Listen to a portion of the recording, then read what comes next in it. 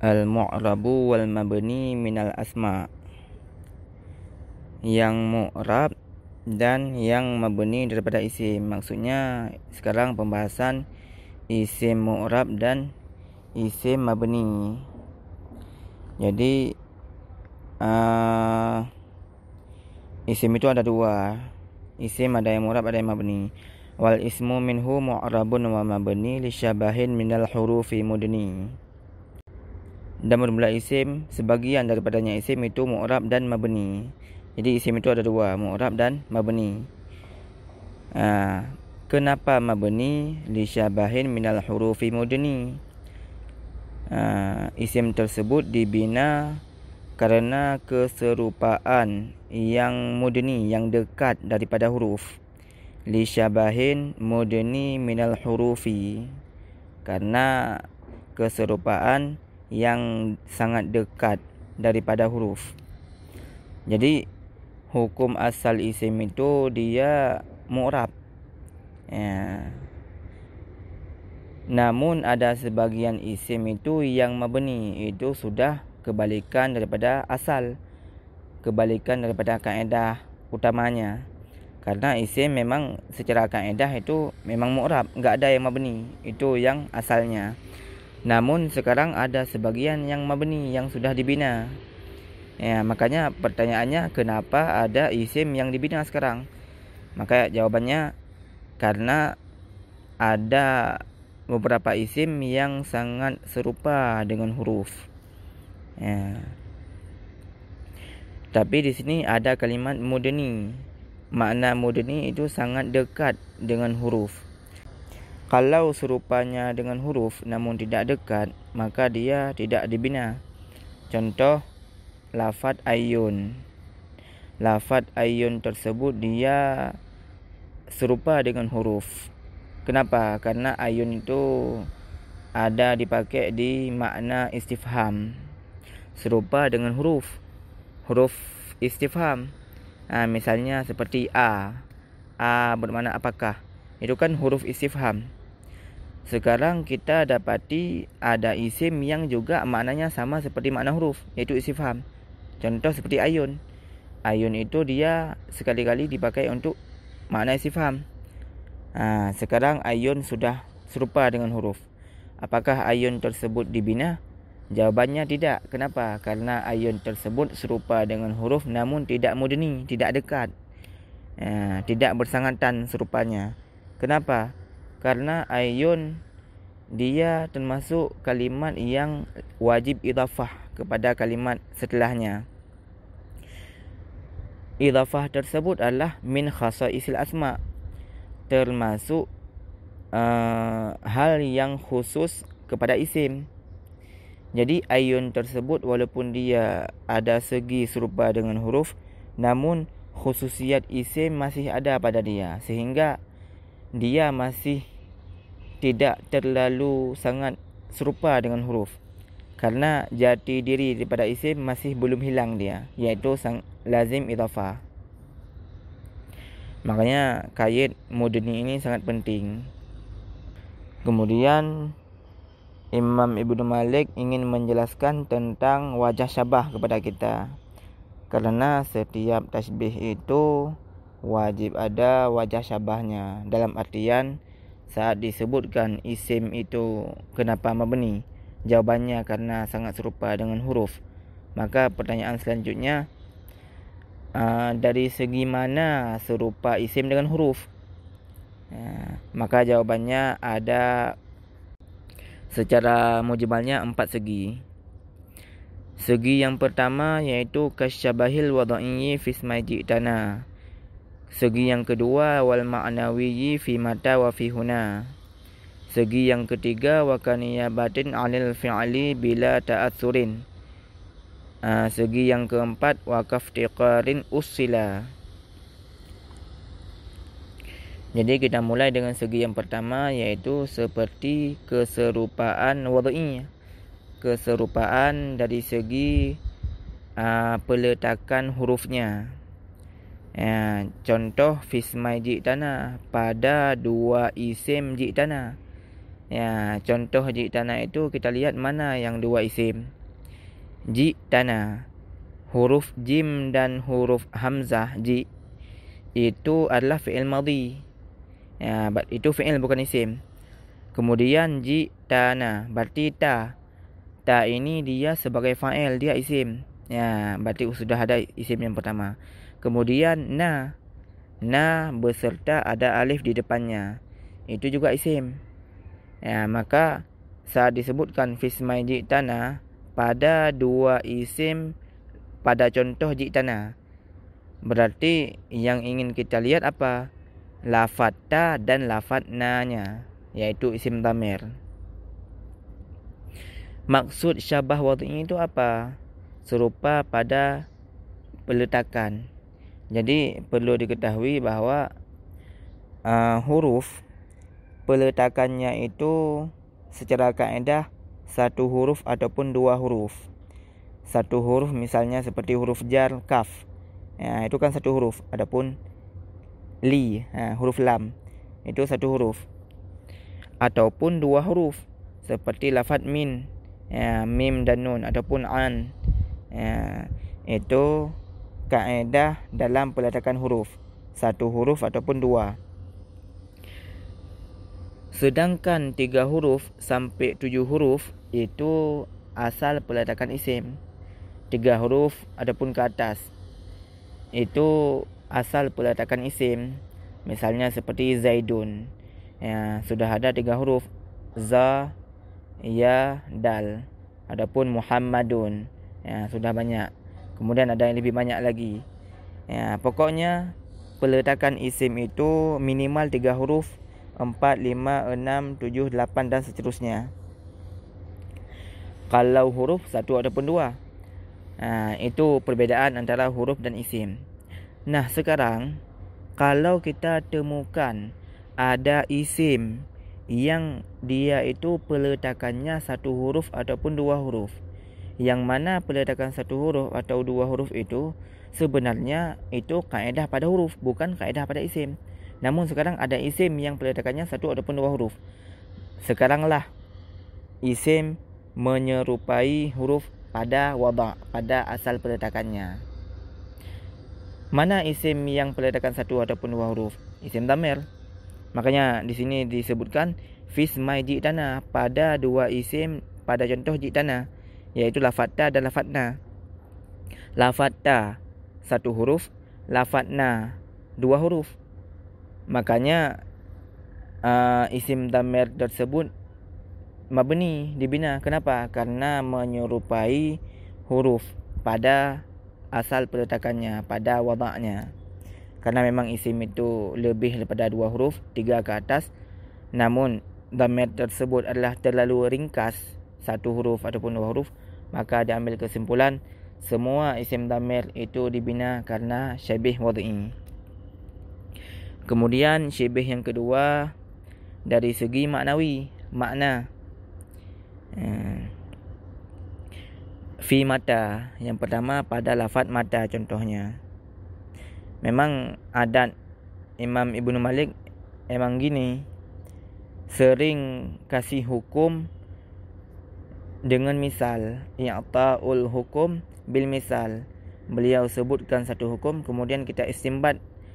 Beliau kasih sebuah misal, kemudian kita istimbat dari misal tersebut sebuah hukum. Makanya seperti fismai ji'tana dengan memakai contoh fi mata wa fi huna, terus dengan contoh beliau. Jadi fi mata, mata tersebut adalah isim istifham. Termasuk makna al-maknawi, termasuk makna huruf itu adalah istifham. Maka istifham tersebut itu min ma'anil huruf, termasuk daripada makna-makna huruf.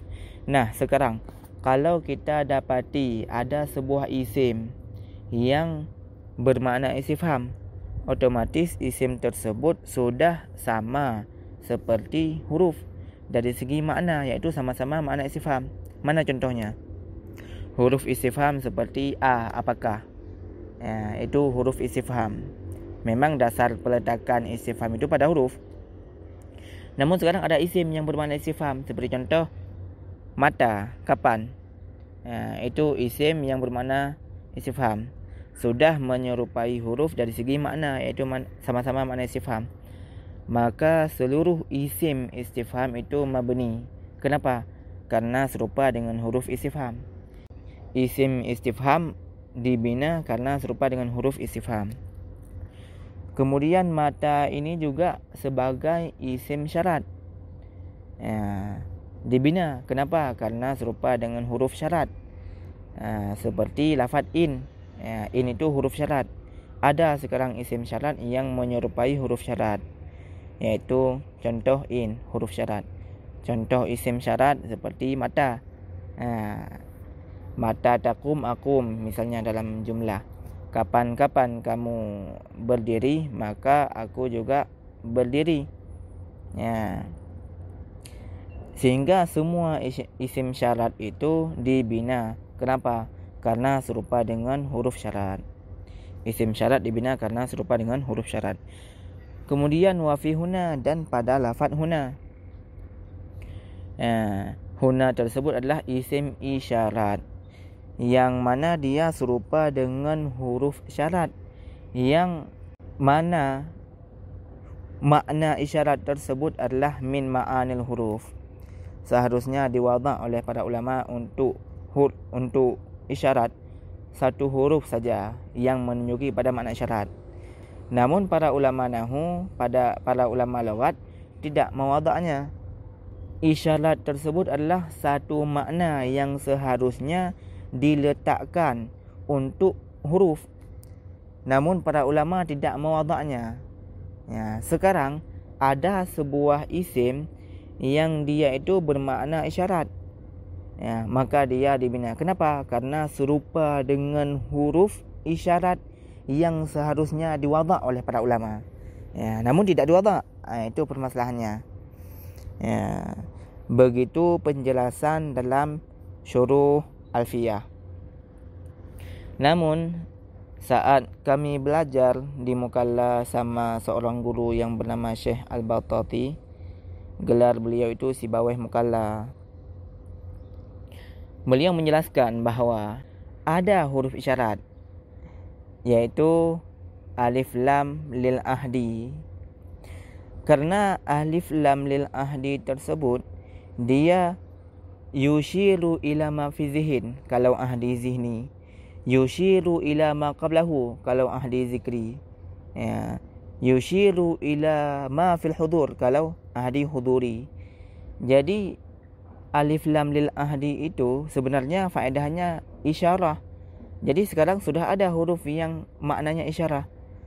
Sehingga kalau ada isim yang bermakna isyarat, maka itu harus dibina. Kenapa? Karena serupa dengan huruf isyarat seperti alif lam lil ahdi. Sudah ada jawaban. Itu kata beliau. Jadi jangan ada lagi penjelasan itu adalah diserupakan dengan huruf isyarat yang tidak diwadah oleh para ulama. Tidak ada lagi gitu. Kemudian syibih yang ketiga, niyabatin anil fi'li bila ta'asurin. Gantian daripada fi'il bila ta'asur, dengan tanpa memberi bekas. Jadi memang sifat daripada huruf itu dia niyabah daripada fi'il. Dalam artian dia gantian daripada fi'il. Contoh huruf inna. Inna tersebut gantian daripada fi'il uakidu, karena dia kan huruf taukid. Contoh laita, atamanna. Kalau huruf la'alla gantian daripada fi'il berupa atarajja.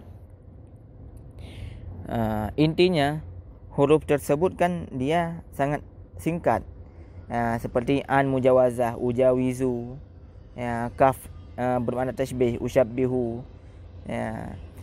Huruf tersebut secara umum dia didatangkan untuk ikhtisar dan niyabatan anil fi'li. Jadi huruf tersebut didatangkan tujuannya itu untuk ringkas dan sebagai gantian daripada fi'il. Itu memang min sifatil huruf.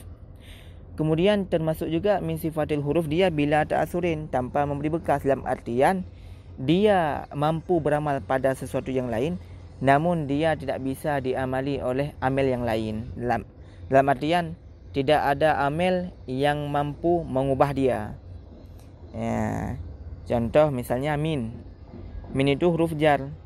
Min Zaidin, minal Madinah. Jadi min tersebut dia mampu beramal pada kalimat di depannya Madinah. Namun tidak ada kalimat yang lain yang mampu beramal pada lafaz min. Itu makna bila ta'asurin, tidak mampu memberi bekas dengan gara-gara amil yang lain di belakangnya. Ini adalah min sifatul huruf. Nah, sekarang kalau ada isim yang sifatnya seperti ini, iaitu niyabatin anil fi'li bila ta'asurin, maka isim tersebut juga dibina. Contoh iaitu isim fi'il, seperti sah bermakna uskut, amin bermakna istajib. Ini semua dia ini niyabatin anil fi'li, gantian daripada fi'il. Karena amin itu gantian daripada istajib. Lafaz sah itu gantian daripada uskut. Berarti niyabatin anil fi'li. Dan juga isim fi'il tersebut bila ta'asurin, tidak ada amil yang lain yang mampu beramal pada dia. Bila ta'asurin, maka semua isim fi'il tersebut dibina. Kenapa? Karena serupa dengan huruf. Serupanya dari segi mana? Dari segi niyabatin anil fi'li bila ta'asurin. Kalau sifat isim itu tidak ada bila ta'asurin, karena isim itu dia beramal pada sesuatu yang lain, namun juga yang lain boleh beramal pada dia. Misalnya kita bilang Ja'a Abdul Ghani misalnya, ataupun Ja'a Gulamu Zaidin, yang lebih mudah. Gulamu itu dia beramal pada kalimat di depannya Zaidin, karena gulamu itu menjar lafaz Zaidin di depannya. Dalam waktu yang sama, gulamu tersebut juga diamali oleh amil yang lain di belakangnya, yaitu Ja'a. Ja'a itu merafakkan gulamu. Berarti gulamu tersebut adalah itu isim, karena dia beramal kepada sesuatu yang lain dan dia juga diamali oleh amil yang lain di belakangnya. Kemudian syibih yang terakhir, wakaf tiqarin usila, dan seperti iftiqar, selalu berhajat. Ini juga termasuk sifat huruf. Karena huruf tersebut gak mungkinlah kita ucapkan cuman huruf. Kita bilang min, gak boleh. An doang, gak boleh. Harus ada kalimat di depannya. Misalnya kita bilang minal Madinah, itu baru ada makna. Anil Jabal misalnya, bil qalam. Jadi semua huruf itu dia selalu iftiqar, selalu berhajat kepada kalimat di depannya. Nah, sekarang kalau kita temukan sebuah isim yang dia itu selalu iftiqar, maka dia dibina juga karena serupa dengan huruf, yaitu isim mausul. Karena isim mausul dia selalu iftiqar, berhajat kepada silat dan aid, sama seperti huruf, yang mana huruf tersebut selalu berhajat kepada isim di depannya ataupun fi'il di depannya. Selalu berhajat kepada kalimat yang lain. Isim mausul gitu juga. Makanya isim mausul itu dibina. Kenapa? Karena dia serupa dengan huruf, sama-sama dari segi selalu iftiqar kepada kalimat yang lain di depannya. Alhasil, kesimpulan, ada 4 wajah syabah: syibih wad'i, syibih maknawi, syibih isti'amali, dan syibih iftiqari. Sehingga jumlah isim mabni semua ada 6. Yang pertama isim dhamir, fi majitana. Kemudian yang kedua fi mata, iaitu isim istifham dan isim syarat. Yang ketiga. Kemudian yang keempat wa fi huna, dan isim isyarat. Kemudian yang kelima isim fi'il, niyabatin anil fi'li bila ta'surin. Kemudian yang keenam iftiqar, isim mausul. Ini pembahasan tentang wajah syabah antara isim dan huruf. Kembali kepada pembahasan yang awal, isim itu dibagi dua, mu'rab dan mabni. Kenapa mabni? Karena dia serupa dengan huruf yang sangat dekat. Sedangkan isim yang mu'rab, wa mu'rabul asma'i ma qad salima min syabahil harfi ka ardin wa suma. Dan mu'rab isim, dalam artian isim mu'rab, itu kalimat yang sungguh selamat ia daripada serupa huruf. Dalam artian isim mu'rab itu adalah isim yang tidak serupa dengan huruf. Seperti contoh ardin, suma. Suma ini lafaz lain daripada ismon. Ismon, ardun, ini semua lafaz mu'rab karena dia tidak serupa dengan huruf. Inilah kesimpulannya, yaitu al-isim terbagi dua, mu'rab dan mabni. Mu'rab adalah ma salima min syabil huruf, sedangkan mabni ma asbahul huruf. Isim mu'rab itu ada dua pembagian, yaitu sahih dan mu'tal. Sahih dan mu'tal. Sahih seperti ardun, mu'tal seperti suma. Jadi dibuat contoh ke ardin wa suma di nazam itu tujuan Ibnu Malik ingin membagi isim tersebut kepada sahih dan mu'tal. Kemudian juga ada yang mutasarrif dan gairu mutasarrif. Maksudnya munsarif dan gairu munsarif. Saraf dan tegah saraf. Yang saraf seperti Zaidun, yang tegah saraf seperti Ibrahim, Ismail. Sedangkan yang mabni itu ada 4 wajah syabah. Syibih fil wada', syibih fil ma'na, syibih fil niyabah anil fi'li wa adam ta'assur bil amil, kemudian syibihnya fil iftiqar al-lazim. Dan syibih fil makna itu dibagi dua. Ada yang serupanya dengan huruf yang mawjud, yaitu isim istifham dan isim isyarat, dan ada yang serupa dengan huruf yang gairu mawjud, yaitu isim isyarah. Walaupun ini sudah kita jelaskan tadi, yaitu sebenarnya enggak ada ini ma asbah harfan gairu mawjud. Semuanya huruf mawjud, yaitu alif lam lil ahdi. Wallahu a'lam.